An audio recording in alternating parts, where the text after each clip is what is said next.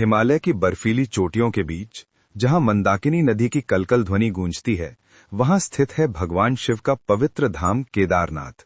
ये केवल एक मंदिर नहीं, बल्कि साक्षात शिव का स्वयंभू ज्योतिर्लिंग है, जहां भगवान शंकर आज भी विराजमान हैं।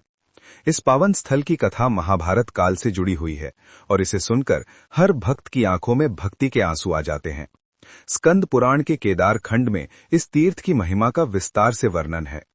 कहा जाता है कि जो व्यक्ति केदारनाथ के दर्शन कर लेता है, उसके 7 जन्मों के पाप नष्ट हो जाते हैं और उसे मोक्ष की प्राप्ति होती है।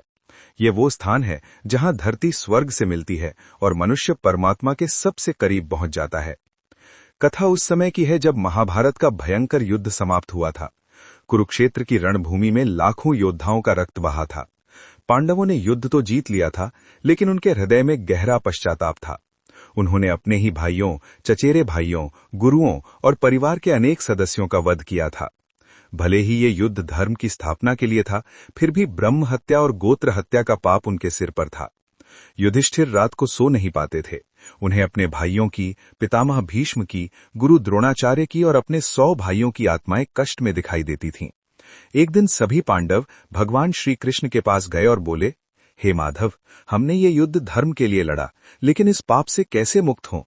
श्री कृष्ण ने मुस्कुराते हुए कहा, पांडवों, तुम्हारा युद्ध धर्म युद्ध था, फिर भी ब्रह्म हत्या और गोत्र हत्या के पाप से मुक्ति के लिए तुम्हें भगवान शिव की शरण में जाना होगा। केवल महादेव ही तुम्हें इस पाप से मुक्त कर सकते हैं। पांडवों ने पूछा, हे केशव, हम भगवान शिव को कहाँ पाएंगे? श्री कृष्ण ने कहा, महादेव इस समय काशी में विराजमान है, तुम वहां जाओ। पांडवों ने तुरंत काशी की यात्रा शुरू कर दी, लेकिन जब वे काशी पहुंचे तो भगवान शिव वहां नहीं मिले। असल में भगवान शिव जानते थे कि पांडव आ रहे हैं और उन्होंने सोचा कि पांडवों ने भले ही धर्म के लिए युद्ध किया हो, लेकिन इतनी आसानी से मैं उन्हें दर्शन नहीं दूंगा। उन्हें अपने पापों से मुक्ति के लिए कठोर तपस्या करनी होगी। शिव पुराण में लिखा है कि भगवान शिव अपने भक्तों की परीक्षा लेते हैं, क्योंकि जितनी कठिन परीक्षा होती है, उतना ही मजबूत भक्त का विश्वास बनता है। महादेव काशी से अंतर्ध्यान हो गए और हिमालय की ओर चल दिए। पांडवों को जब ये पता चला तो वे भी महादेव को खोजते हुए हिमालय की ओर चल पड़े। उन्होंने गुप्त काशी, गौरीकुंड होते हुए आगे बढ़ना शुरू किया। भगवान शिव समझ गए कि पांडव उनका पीछा कर रहे हैं। तब उन्होंने एक चाल चली। उन्होंने बैल का रूप धारण कर लिया और अन्य पशुओं के झुंड में जा मिले। जब पांडव उस स्थान पर पहुंचे जो आज केदारनाथ कहलाता है, तो उन्होंने वहां पशुओं का एक झुंड देखा। भीम, जो सबसे बलशाली थे, उन्हें शक हुआ कि इन पशुओं में कुछ अलौकिक है। उन्होंने अपना विशाल शरीर बनाया और 2 पहाड़ों पर पैर फैलाकर एक पुल सा बना दिया। उन्होंने कहा कि सभी पशु इसके नीचे से निकल जाएं। सभी पशु निकल गए, लेकिन एक चितकबरा बैल वहीं खड़ा रहा। ये कोई साधारण बैल नहीं था, ये स्वयं भगवान शिव थे। भीम समझ गए और उन्होंने उस बैल को पकड़ने की कोशिश की, लेकिन जैसे ही भीम ने बैल को पकड़ने की कोशिश की, बैल जमीन में समाने लगा। शिव महापुराण में इस घटना का उल्लेख है कि भगवान शिव धरती में समाने लगे, लेकिन भीम ने उनका पिछला भाग पकड़ लिया। बैल का अगला हिस्सा तो धरती में समा गया, लेकिन पिछला हिस्सा भीम ने पकड़ लिया था। तब भगवान शिव प्रकट हुए और बोले, हे पांडवों, तुम्हारी भक्ति और दृढ़ संकल्प देखकर मैं अत्यंत प्रसन्न हूं। तुमने मुझे हिमालय तक खोजते हुए आए, ये तुम्हारी सच्ची श्रद्धा का प्रमाण है। मैं यहाँ बैल के पिछले भाग के रूप में सदा के लिए विराजमान रहूंगा। ये स्थान केदारनाथ कहलाएगा और यहाँ मेरे दर्शन करने से सभी पापों का नाश होगा। पांडवों के नेत्रों में आंसू आ गए। उन्होंने भगवान शिव की आराधना की और उनसे क्षमा मांगी। महादेव ने कहा, तुम्हारा युद्ध धर्म के लिए था, तुमने अधर्म का नाश किया। तुम पापी नहीं हो, बल्कि धर्म के रक्षक हो। लेकिन चूंकि तुमने अपने गुरुजनों और भाइयों का वध किया है, इसलिए तुम्हें प्रायश्चित करना होगा। केदार खंड में लिखा है कि भगवान शिव ने पांडवों को बताया कि मेरे शरीर के अन्य अंग भी अलग अलग स्थानों पर प्रकट होंगे। मेरी भुजाएं तुंगनाथ में, मेरा मुख रुद्रनाथ में, मेरा नाभि मध्यहेश्वर में और मेरी जटाएं कल्पेश्वर में प्रकट होंगी। ये 5 स्थान पंच केदार कहलाएंगे और इनके दर्शन से मनुष्य सभी पापों से मुक्त हो जाएगा। पांडवों ने भगवान शिव से पूछा, हे महादेव, हम आपकी पूजा कैसे करें? भगवान शिव ने कहा, तुम यहाँ एक मंदिर का निर्माण करो और मेरी पूजा करो। लेकिन यहाँ का मौसम अत्यंत कठोर है, इसलिए वर्ष में केवल 6 महीने ही ये स्थान खुला रहेगा। जब मैं यहाँ से प्रस्थान करूंगा, तब मैं ओमकारेश्वर ज्योतिर्लिंग में विराजमान रहूंगा। पांडवों ने वहीं पत्थरों से एक मंदिर का निर्माण किया। ये मंदिर आज भी उसी रूप में खड़ा है, हजारों वर्षों से हिमालय के कठोर मौसम को सहते हुए। पांडवों ने वहां घोर तपस्या की, भगवान शिव की आराधना की और अंततः उन्हें अपने पापों से मुक्ति मिली।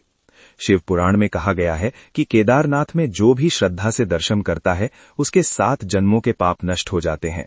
ये वो स्थान है जहां भगवान शिव स्वयं विराजमान है, न कि किसी मूर्ति के रूप में बल्कि स्वयंभू ज्योतिर्लिंग के रूप में। केदारनाथ की महिमा का वर्णन करते हुए भगवान शिव ने पांडवों से कहा, ये स्थान केवल पाप से मुक्ति का नहीं बल्कि मोक्ष प्राप्ति का भी मार्ग है। जो मनुष्य यहाँ श्रद्धा से दर्शन करता है उसे मैं स्वयं मोक्ष प्रदान करता हूँ। लेकिन यहाँ आना आसान नहीं है, कठिन यात्रा है, ऊंचे पहाड़ हैं, बर्फीली हवाएं हैं, लेकिन जो भक्त सच्चे मन से यहाँ आता है उसे मैं अवश्य दर्शन देता हूँ। कहा जाता है कि केदारनाथ जाने वाला हर भक्त खाली हाथ नहीं लौटता, उसे न केवल दर्शन का सौभाग्य मिलता है बल्कि आत्मिक शांति भी मिलती है। लिंग पुराण में लिखा है कि जो व्यक्ति केदारनाथ में भगवान शिव का दर्शन करता है वो पुनर्जन्म के चक्र से मुक्त हो जाता है। यहाँ के दर्शन मात्र से मनुष्य का जीवन धन्य हो जाता है। जब पांडव वहां से विदा होने लगे तो भगवान शिव ने उन्हें आशीर्वाद दिया और कहा, तुम सभी स्वर्ग में स्थान पाओगे और तुम्हारा नाम युगों युगों तक अमर रहेगा। पांडवों के बाद आदि शंकराचार्य ने 8वीं शताब्दी में इस मंदिर का पुनरुद्धार किया। उस समय बौद्ध धर्म का प्रभाव बढ़ रहा था और सनातन धर्म के अनेक तीर्थ उपेक्षित हो गए थे। आदि शंकराचार्य ने 4 धाम की यात्रा की परंपरा शुरू की, बद्रीनाथ, द्वारिका, पुरी और रामेश्वरम। उन्होंने केदारनाथ मंदिर में पूजा की व्यवस्था की और यहाँ के पुजारी के रूप में दक्षिण भारत के रावल को नियुक्त किया। ये परंपरा आज भी चल रही है। शंकराचार्य ने कहा था कि 4 धाम की यात्रा किए बिना मनुष्य का जीवन अधूरा है। उन्होंने स्वयं केदारनाथ में घोर तपस्या की थी। ब्रह्मसूत्र भाष्य में उन्होंने लिखा है कि केदारनाथ वो स्थान है जहां शिव और शक्ति दोनों का वास है। मंदिर के पीछे केदार पर्वत है जो साक्षात शिव का प्रतीक है। यहाँ की प्राकृतिक सुंदरता, बर्फ से ढके पहाड़, स्वच्छ वायु और मंदाकिनी की कलकल सब कुछ दिव्य है। केदारनाथ मंदिर की वास्तुकला भी अद्भुत है। ये मंदिर विशाल पत्थरों से बना है और इसमें किसी भी प्रकार के गारे या सीमेंट का प्रयोग नहीं किया गया है। पत्थरों को इतनी कुशलता से जोड़ा गया है कि हजारों वर्षों से भूकंप, बाढ़ और हिमपात के बावजूद ये मंदिर अडिग खड़ा है। विशेषज्ञों का मानना है कि ये मंदिर पांडवों ने बनाया था और बाद में आदि शंकराचार्य ने इसका पुनरुद्धार किया। मंदिर के अंदर भगवान शिव का पिछला भाग त्रिकोण आकार में विराजमान है। ये स्वयंभू है, अर्थात प्राकृतिक रूप से बना हुआ है। इस पर जल चढ़ाने से अद्भुत शांति मिलती है। मंदिर के बाहर नंदी की विशाल प्रतिमा है जो भगवान शिव के वाहन के रूप में विराजमान है।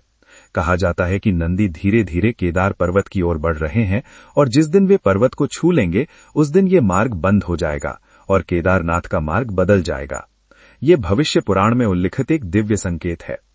केदारनाथ की यात्रा अत्यंत दुर्गम है। गौरीकुंड से केदारनाथ तक लगभग 16 किलोमीटर की पैदल यात्रा करनी पड़ती है। ये यात्रा केवल शारीरिक नहीं बल्कि आध्यात्मिक भी है। हर कदम पर भक्त का परीक्षण होता है, उसकी श्रद्धा, उसका धैर्य, उसका विश्वास।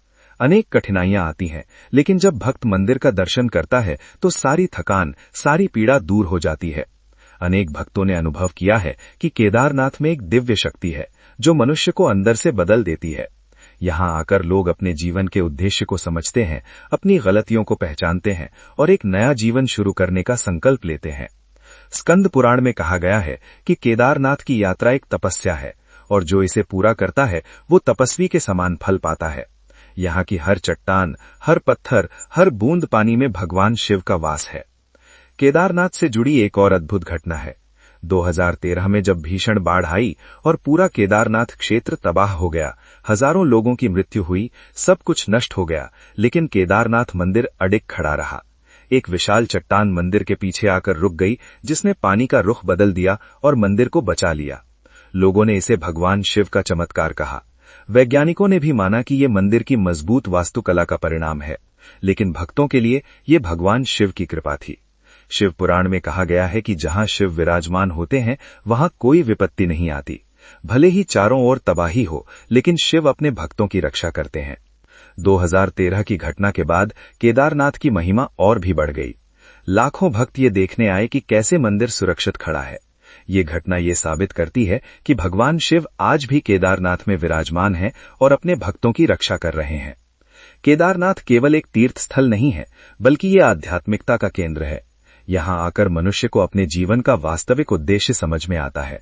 भौतिक संसार की चकाचौंध से दूर हिमालय की गोद में जहाँ केवल प्रकृति पर संगीत है, वहाँ मनुष्य परमात्मा के सबसे करीब होता है। वेदों में कहा गया है कि ओम नमः शिवाय ये पंचाक्षर मंत्र ही मोक्ष का मार्ग है। केदारनाथ में ये मंत्र की गूंज हर समय सुनाई देती है। भक्त यहाँ आकर इस मंत्र का जाप करते हैं और शिव की कृपा प्राप्त करते हैं। महाभारत के अनुशासन पर्व में युधिष्ठिर ने कहा है कि शिव की भक्ति से बड़ा कोई धर्म नहीं है। शिव सबसे सरल हैं, सबसे दयालु हैं और सबसे जल्दी प्रसन्न होने वाले हैं। बस उन्हें सच्ची श्रद्धा चाहिए, दिखावा नहीं। केदारनाथ में आने वाला हर भक्त ये अनुभव करता है कि भगवान शिव उसे देख रहे हैं, उसकी सुन रहे हैं और उसके कष्टों को दूर कर रहे हैं। अगर आपको ये जानकारी अच्छी लगी तो वीडियो को ज्यादा से ज्यादा शेयर करें और चैनल को सब्सक्राइब करें। ओम नमः शिवाय।